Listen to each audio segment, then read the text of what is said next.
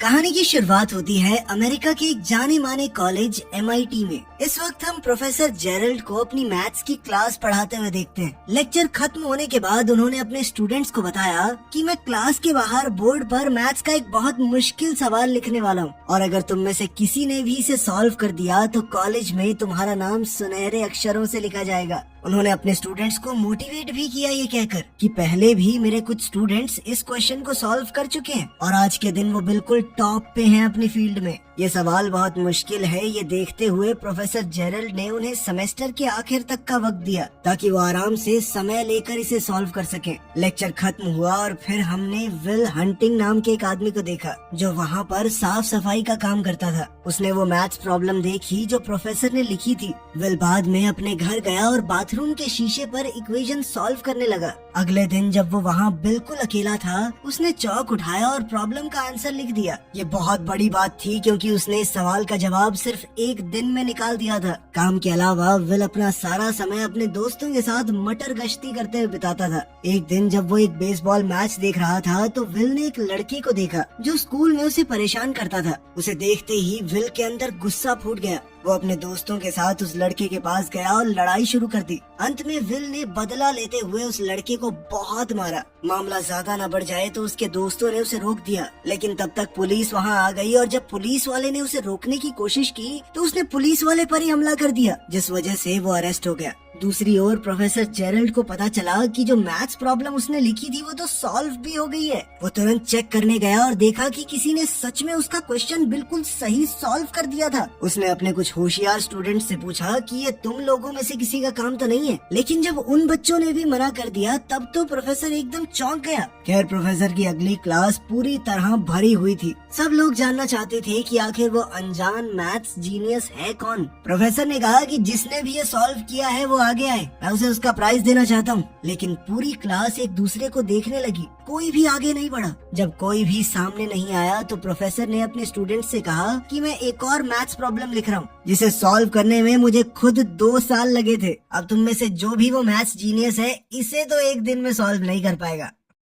वहीं दूसरी ओर विल अभी जेल से बाहर आया ही था। उसने अपना साफ सफाई का काम किया और तुरंत प्रॉब्लम सॉल्व करने लग गया। उसी वक्त जेरल्ड अपने ऑफिस से बाहर आया और उसने विल को बोर्ड पर लिखते हुए देख लिया। उसने विल को रोकने की कोशिश की, सोचा कि वो बोर्ड पे ऐसे ही कुछ लिख रहा होगा। प्रोफेसर को अपनी तरफ आते हुए देखकर विल वहाँ से भाग गया। बाद में जब प्रोफेसर वापस आया तो उसने देखा कि विल ने तो एक्चुअली उसकी प्रॉब्लम सॉल्व कर दी है, जिसे सॉल्व करने में उसे खुद 2 साल लगे थे, वो इस लड़के ने कुछ ही देर में सॉल्व कर दी। अब उसे पता चल गया था कि वो सीक्रेट मैथ्स जीनियस कौन है। काम के बाद विल अपने दोस्तों से मिला और वापस बार में गया थोड़ी ड्रिंक्स लेने के लिए। वहाँ कुछ खूबसूरत लड़कियों को देखकर विल का दोस्त चकी उनके पास गया और फ्लर्ट करने लगा। लड़कियों को इम्प्रेस करने के लिए चकी ने ऐसे ही झूठ बोल दिया कि हाँ मैं भी यही MIT में पढ़ता हूँ, जीनियस हूँ मैं। तभी एक आदमी बीच में बोला और पूछने लगा कौन सी क्लास में पढ़ता है बे तू, जिसके जवाब में चकी ने कहा हिस्ट्री। वो लड़का समझ गया था कि ये झूठ बोल रहा है। उसने चकी की बेइज्जती करनी शुरू कर दी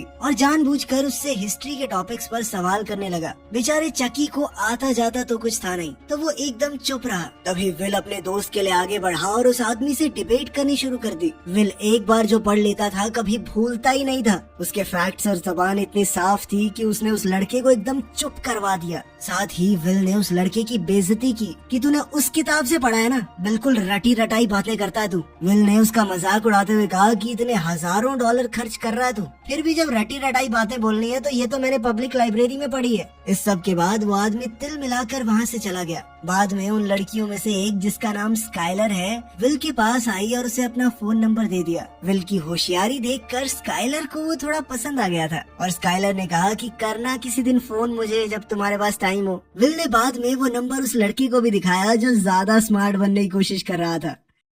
इस बीच प्रोफेसर जेरल्ड उस सफाई करने वाली को ढूंढ रहे थे जिसने उनकी वो मुश्किल प्रॉब्लम इतनी आसानी से सॉल्व कर दी। थोड़ी पूछताछ के बाद उन्हें विल का कॉन्टैक्ट नंबर मिल गया, जिसके बाद वो सीधा विल की कोर्ट हियरिंग में पहुंच गया। उसके ऊपर एक पुलिस ऑफिसर पर हमला करने का केस लगा था। विल ने अपने आप को कोर्ट में बचाने की बहुत कोशिश की, लेकिन जज ने कहा कि तुम्हारे ऊपर पहले से चोरी और मारपीट के आरोप लगे हुए हैं। जज ने कहा कि अब मैं पुलिस से भी हाथापाई को नजरअंदाज नहीं कर सकता और आखिरकार जज ने उसे जेल में डाल दिया और अगर वो बेल लेना चाहता है तो $50,000 देने होंगे, यानी लगभग 44 लाख रुपए। इसी के साथ विल को जेल भेजा गया, लेकिन वहाँ उसकी मुलाकात प्रोफेसर जेरल्ड से हुई, जिसके पास उसके लिए एक डील थी। उसने विल से कहा कि मैंने जज से बात कर ली है और मैं तुम्हें छुड़वाने के लिए तैयार हूँ, लेकिन तुम्हें मेरी 2 शर्तें माननी होंगी। पहली शर्त ये थी कि विल प्रोफेसर जेरल्ड के साथ मैथ्स की क्लास लगाएगा, और दूसरी शर्त ये थी कि उसे काउंसलिंग लेनी पड़ेगी। विल इस बात पर हंसने लगा, लेकिन वो जेल में भी नहीं रहना चाहता था। उसके पास कोई ऑप्शन था नहीं, इसीलिए उसने सारी शर्तें मान ली।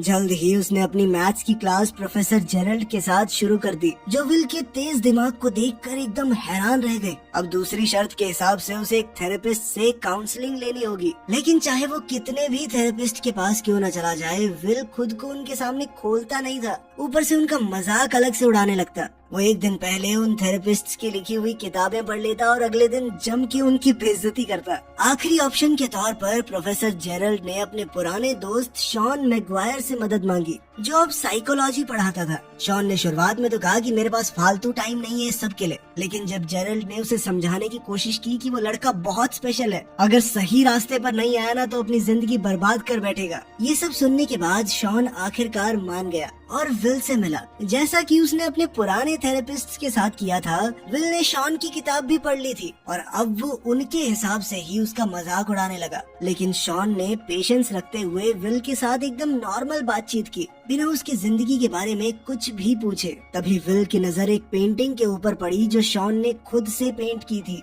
उस पेंटिंग और कुछ आर्ट बुक्स को देखकर विल शॉन की जिंदगी के बारे में कुछ भी अंट शंट बोलने लगा। शॉन ने फिर भी विल की बातों पर ज्यादा ध्यान नहीं दिया, लेकिन फिर विल शॉन की पत्नी को भी अपनी बातचीत के टॉपिक में ले आया। उसकी पत्नी का जिक्र होते ही शॉन थोड़ा गुस्सा हो गया। विल को समझ आ गया कि शॉन की कमजोरी उसकी पत्नी है, तो वो बार बार उसका जिक्र करने लगा। उसने पूछा कि सर आपकी पत्नी यहाँ क्यों नहीं है? क्या वह धोखा दे के किसी और के साथ भाग गई क्या? ये सुनते ही शॉन पूरी तरह से अपना आपा खो बैठा और विल को गले से पकड़ लिया। उसने विल को चेतावनी दी कि कभी भी मेरी पत्नी की बेइज्जती मत करना। तभी विल ने शॉन से कहा कि सर टाइम खत्म हो गया है। शॉन ने उसे छोड़ दिया और विल बाहर चला गया, ये सोचकर कि उसने फिर से एक थेरेपिस्ट को तोड़ दिया है। शॉन का मूड देखकर प्रोफेसर जेरल्ड को लगा कि वो और सेशंस करने के लिए नहीं मानेगा, लेकिन शॉन ने तो कहा कि हाँ मैं करूंगा इसकी काउंसलिंग, अगले हफ्ते से लगातार लेके आओ इसको मेरे पास।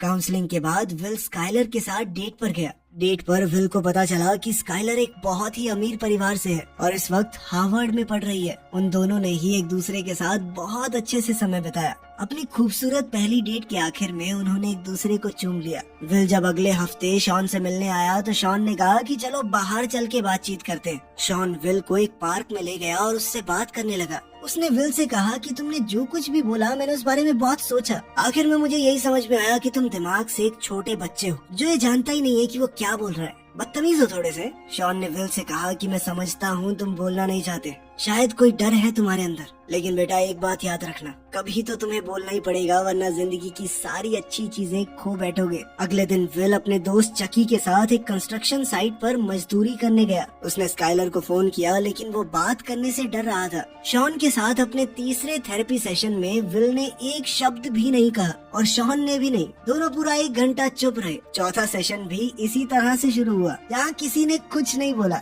लेकिन फिर बोर होकर विल ने शॉन को एक जोक सुनाया। इसे एक हिंट मानकर कि विल शायद अब बातचीत करना चाहता है। शॉन ने उससे पूछा कि क्या तुम्हारी कोई गर्लफ्रेंड है? इसके जवाब में विल ने उसे स्काइलर के बारे में बताया कि कैसे उनकी पहली डेट बहुत ही बढ़िया गई, लेकिन अब मुझसे बात नहीं हो पा रही। शॉन ने पूछा कि ऐसा क्यों? तो विल ने जवाब दिया कि मुझे लगता है स्काइलर मेरे लिए बहुत ज्यादा अच्छी है और अगर मैं उससे मिलता रहा तो सब कुछ खराब हो जाएगा। कभी ना कभी तो वो समझ ही जाएगी कि मैं उसके लायक नहीं हूँ। शॉन ने उसे समझाया कि कोई भी किसी से बेहतर नहीं होता, हर किसी में कुछ चीजें अच्छी कुछ खराब होती हैं, लेकिन जरूरी बात बस ये है कि वो इंसान आपके लिए सही है या नहीं। इस बारे में और समझाते हुए शॉन ने अपनी पत्नी के बारे में बताया। उसने कहा कि वो बहुत अच्छी इंसान थी, बहुत प्यार करता था मैं उससे, लेकिन नींद में कभी कभी पाद देती थी। उसकी इस बात से पूरे कमरे का माहौल बदल गया। विल और शॉन दोनों ने खुलकर हंसना शुरू कर दिया। इसी पल वो दोनों एक दूसरे के थोड़े करीब आ गए और विल को अब शॉन के आसपास थोड़ा कंफर्टेबल महसूस होने लगा। सेशन खत्म हुआ और शॉन ने सलाह दी कि जाकर बात करो उस लड़की से। विल शॉन की बातों में इतना खो गया कि उसे याद दिलाना पड़ा कि आज का सेशन खत्म हो गया है, चलो जाओ यहाँ से।